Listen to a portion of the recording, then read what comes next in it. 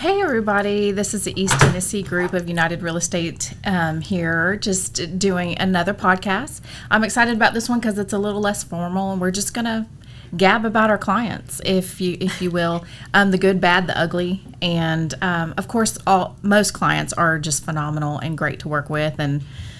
But being in the industry, I've heard, get ready to fire that client, and I just couldn't fathom that for the longest time. I'm like, why would I ever fire a client? There's no way. But here we are. Now it's like, now I know what they're talking about. So I just want to kind of talk about that, especially with you, Hilary. Like, you've told me that a bazillion times. I don't fire all the clients. We'll say that. I just think that, so time is how we get paid. As long as my lights are on, right, and I can take a hot shower, as long as my bills are paid, I want time. That's why we're all doing this, right? We want those memories, and you want to be able to take your son to the dentist on a Tuesday, whereas before we all understand what our currency. So for me, I will fire someone when my time is being spent for me. That's where I draw the line. When my time is being spent in ways that aren't, I guess, rewarding or fulfilling or ethical for me, or when they're just not serving who I am, that's the cutoff. And so I think when I've said that to you before, it's because I hear you and I hear that. But I hear you talk about the clients and how much you're, running, and then they're not listening to you because you've advised that you need to go over offers. You need to go over the offer price. Oh my God, I can't speak words. But anyway, and they're not listening to you. Yeah. And then so what you're doing is now you're using not only your gas, but your energy and your time to show them houses they have no intent on listening to your valued opinion on. That's time to go. And that's when I realized is when I'm driving to house number 8. And I literally caught myself with my hands in the air, and it's like, but you said this, check. You said that, check. You said that, check. And I was like, and you're still saying that you're not going to craft an offer with certain things that I advised you that we need, that the listing agent has advised that they want, and they want to see, otherwise we're wasting each other's time. And when my hand's in the air doing literally 4 check boxes, and you're still not ready to do that, then I was like, yeah, maybe it's just not going to work. But here I am. I'm still working with those clients, just so you know. But you'll find that things will either change, it will turn around and it will develop because they've listened to you. And I think I told you, it's only going to take you X amount of time. And you are the only one that knows what that is. For me, I now have a shorter threshold, but you may have a longer threshold. Everybody at this table probably has a different amount of time you will give a client before you cut the strings or before you lay it out for them. So you'll find your time. It'll either happen and they'll listen to you, or you will completely draw the line in the sand. Have you ever had to fire somebody? I have never fired anyone. Now, I have had the discussions with them. If they refuse to give me a pre-approval letter, I will send them properties online all day long, no problem whatsoever. But I will not get my car and go show them 5 houses. And how do you explain that to them? Especially at $4 a gallon. Yeah, because gas prices are outrageous right now. Yeah. My time is extremely valuable. They may think, hey, this showing, all you're doing is opening the door. No, I have to drive to that property. And you prep for it. And then I have to open the door. And then you guys are going to be looking at this house for half an hour. And then I've got to drive back. And I'm pulling up information for it. It's not just a 5-minute, hey, I'm going to open the door for you kind of thing. And the market that we're in right now, you have to have a pre-approval letter or proof of funds in order to be able to submit an offer. If you're not ready, why are we looking at houses? You must not be serious. You may not I think some people want to buy a house. I think they watch HGTV and they haven't bought a house in, say, 3, 5, 10 years. And they watch HGTV where these people show them 3 houses, and some people just start, the little emoji with the hearts in the eyes. And they're like, let's go look at houses.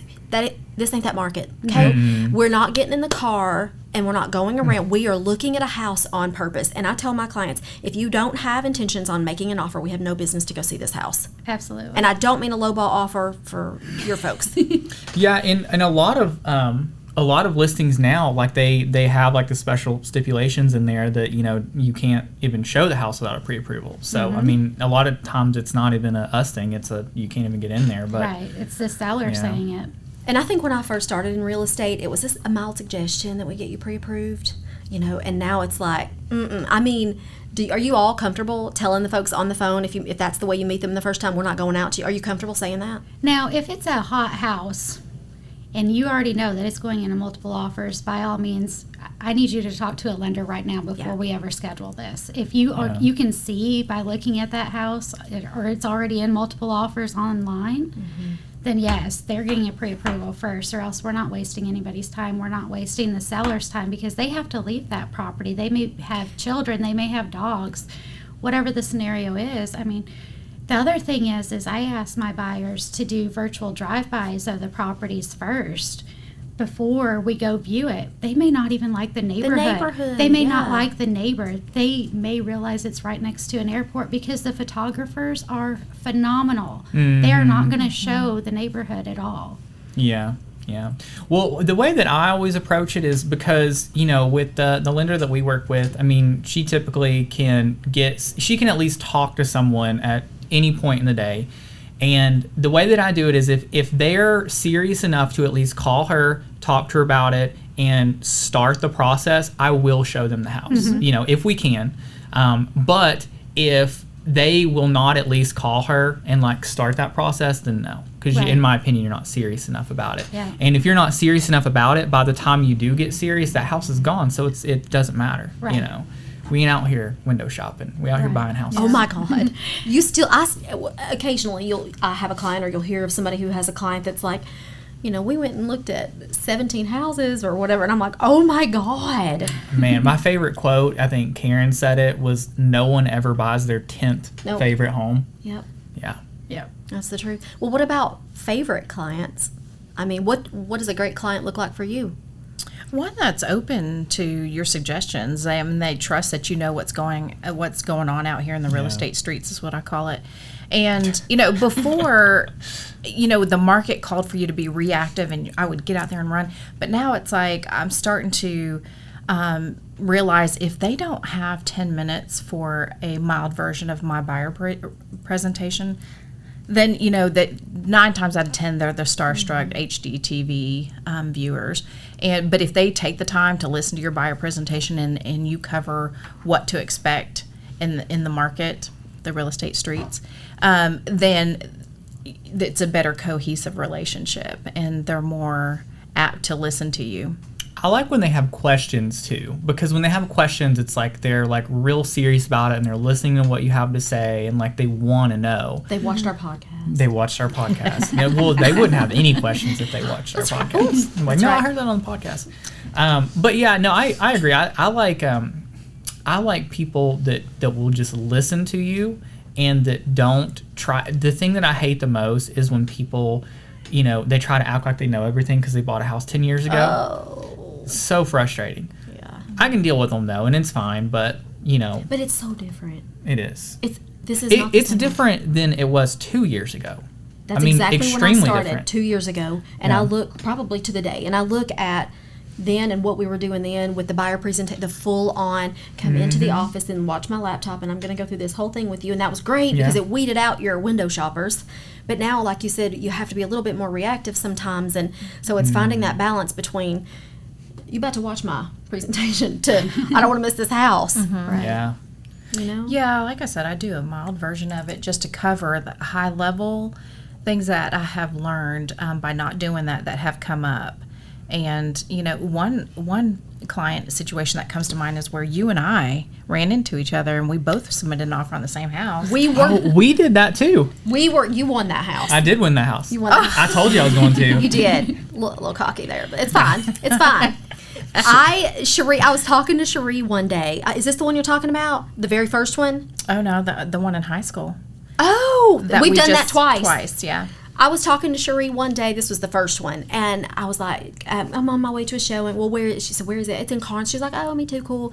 We get a little farther down the road. And I'm like, I'm having some kind of navigational issues. And I mean, there we both are, cock diesel at the same damn house. And there are 15 of our closest friends. And it is like who done it. It was like they were giving out movie passes for, the Avengers or some shit. It was, people were everywhere in that house. So Cherie and I were both there, and there were probably, eight or 10 other agents with their clients there. It's so competitive. Yeah, it was a feeding frenzy. Yeah. It's crazy. And that's happened twice. But the second one, I advised my client, said, I had to walk half mile to this house. We're going to have to come in over, because he had already given me a number. And he's like, okay, I said X. And I'm like, client, that's not going to cut it.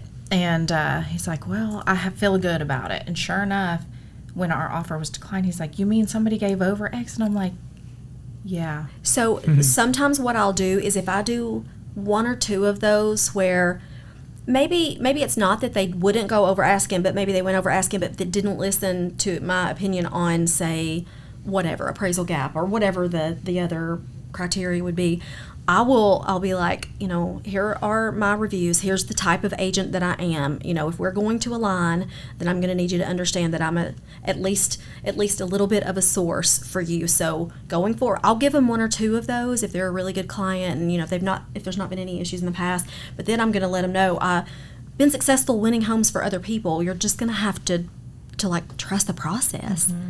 Or don't, and I may not be the agent for you, and that's fine. But it takes some time to kind of learn who your people are. And right now, I feel like I could write a bullet point of who my people are, my client, my target. I really love someone that has thick skin, because you kind of have to be thick-skinned right now, because you are going to get beat down in the real estate world, unless you have a boatload of cash and you don't care to throw it around, But I like people that can take rejection and move on, and they're just like, they're not happy about it, but they're like, just hit the ground running, like, because that's what kind of person I am. It's like, oh, we didn't get it, that sucks, but let's move on, Yeah. So I do have a handful right now. They're like, if it's meant to be, everything happens for a reason, so that's good. But at the same time, you're like, the higher powers gave you sense to listen to me, please. He put me in your path to say this is what we need to do. But yeah, I think that's aggravating for me. That would be a type of client I wouldn't love, is just one that's like, oh, if it's, because that's fine. And I will tell somebody, if you don't need to buy soon, that's totally fine. I'll stay in touch, and we'll definitely, I'll still service you, but we do have other clients that need something now. And so I will kind of ask them, is this, are you really serious about now, or have you gotten burned out? Maybe try to gauge, where they are. And then you'll hear the things like, oh, we're just going to wait for the market to cool off, which we could all be here forever talking about how that's not happening. But yeah, I've been hearing that since I got into real estate. Oh my God. When it cools off. Yeah. It ain't cooled off, man. No. Not even a little bit. Yeah. And would you say that there's a plethora of clients that say, I want lake? There's tons. Everybody thinks we're living on a lake here in Tennessee. We need to do a whole podcast about that. Mm-hmm. Yeah. Living on the lake. And they want an acre. Dockable. Yes. The riverbed rise and all these things. And then you get to price point and they say 200. Right. Right. Yeah. So about 18 years ago, that might have worked. Mm-hmm. And even then, I don't think. I just don't. I don't. Our prices they're definitely hot right now. And folks want to move here for a reason. I just think that there is a time and a place for every client. And if this isn't their market, then you should have a conversation about, because it's all about time for me. I think it goes back to like, when you're going to fire clients. And for me, it's not even if I'm going to fire them. It's like I won't even take on a client like that. It's just, you have to be realistic with your expectations, or at least like close enough to where when you get hit with reality, or when I can see that they're going to get hit with reality, they can like kind of, readjust and then go for something realistic. But, it's hard to tell. You never know how people are going to handle it. But that's a great idea, though, or a great point to kind of look at them beforehand. And as long as you can see enough of their, their behaviors or their knowledge, it's easy to kind of maybe... Yeah. Because I don't want to not service somebody. Yeah, I want to help everybody that I can. I really do. But at the same time, gas is expensive, and it is a for-profit business. And if I'm wasting time helping this person, then I'm losing out on someone else that I could be helping, Yeah. and that's the way I look at it. Absolutely. When setting up searches and stuff, I've used verbiage like, I don't want you to think I'm not listening to you, but when I went and put in your criteria, nothing came up. So Yeah. in order for you to get activity, I had to back it down to half an acre, and I had to up your price point to what you said that you possibly could go to. So I went Yeah. ahead and stretched it so you could see some activity, and that way you can gauge what the market's doing. And that's helped some. It helped put more of a balance of reality of what the market's doing here in Tennessee. So some things, whenever I have a buyer that is telling me what their criteria is and I know that they are not realistic whatsoever, I'll actually do a search of exactly what they're looking for to show them how unrealistic they are. Yeah. Hey, this is what The price gap. point this is at, and this is where you're at. Mm. Do you want to adjust your search criteria at all, or do you want to stay down here and get this type of property? Yeah, but do you ever have, and I use that strategy too. I think that's the best thing to do, because that'll tell you immediately if They're interested and if they're serious. Right. But sometimes I'll have people that'll be like, well, look at this property, and they'll like send me an address on Zillow, and it's like, this thing hasn't even been for sale for like 10 years, and it's Yeah. like, Zillow's so frustrating sometimes. It is. Or it's like 6 Unnecessary. hours away. Yeah, right. I know. It's like, there's not even a Walmart there. Yeah, I could get a lakefront property. Yeah, that's Far 5 west and a half Tennessee. hours. Yeah. That's not an area I service. Let me refer you to a great agent. That's Kentucky. Yeah. And then I think there are great clients. I was thinking about some clients that I have at the moment. So clients that I love to work with would be someone who listens to what I have to say, not because of my ego, but just because if you want, I think Karen told me, your job is not to get them the house at the best price. Your job is to get them the house. Yep. And so if someone tells me they want the house, and that's the type of client I want to know, is this what, so it's a timing issue. But if you want this house, I'm going to put everything I have into getting it for you. I got these folks this house. We closed back in May. It was a brand new construction home. It was absolutely beautiful. They were moving here from the beach in North Carolina. And so they were acclimating to Knoxville, going back to another episode where we were talking about connections. Everything from, my cable lady, my internet lady, anything, movers, anything I had in my Rolodex, they're lifelong friends now. And so fast forward, they lived here, a couple months or so, and then I got a text, I believe it was Christmas Eve, and they're like, we missed the beach. We want to go back to the beach, and we want you to list our house. So today I was able to sell their house before it even hit the market, just connecting with agents so they didn't have to list it. They didn't have to go through all that drama of doors swinging open and closed and 75 tours. And it was just a beautiful situation. And those are clients that I love to work with, the ones who kind of are ready to buy now, and they understand. I may not be the perfect agent for everyone, but if you need communication and someone that's going to go after it, then that would be me. Those are my favorite people. And I was just lucky enough to sell them the home and then turn around and sell that home for them. That's awesome. Yeah, my favorite clients for sure are people that trust you, because then it's a lot easier to relay information, and also people that respect your time, and that's something that we've been talking about a lot. But a lot of times, I'll set clients up with a couple links where they can check out the crime map, they can check out Google Street View, you can look at the satellite view, and people that'll really do their homework on a property and make sure that everything is set before they have you come out, because for them it takes 5 minutes to look at all those things, and that could save you an hour and a half. Oh, gosh, So you pointed out something that made me think. So this particular set of clients that I just talked about, where I sold them the house and now I'm selling the house, when I sold them that house, the husband kept saying, get yourself a great paycheck, Hilary. We're going in strong. And of course, they were very credible buyers. They had done this before. They knew business. They were business type people. They got it. He kept saying, get yourself a nice paycheck, Hilary. Let's go after it. And then today we got his under contract, and he has said, you're going to get a great paycheck. He is so concerned about my paycheck. He's probably the most concerned client I've ever had, to just be so excited that I'm getting paid. And I think it's because he respects, I guess I would say the hustle, but he just respects somebody who just kind of gets it done. And he is so worried about my paycheck, and it's beautiful. Yeah, it's funny how things shift, or not really shift, but how so many times at closing, by the time we get to closing and we're sitting there, I'll have clients that look at me and they're like, oh my God, I did not know what you guys had to go through. I literally thought that you guys just drove around all day, la-di-da-di, opening doors. And like people that appreciate that, you know, it means a lot because there is so much work that goes into it. And do you know who I think appreciates it the most? The people who write you a Google or Zillow review immediately when you ask them to after closing. Yeah. Those are the people who get your time and your energy. Yeah. Yes, absolutely. You send them, hey, if you don't mind, here's my Google, my business page. If you don't mind, these reviews mean everything to me and my business. And they do it right then, and they're so happy to do it.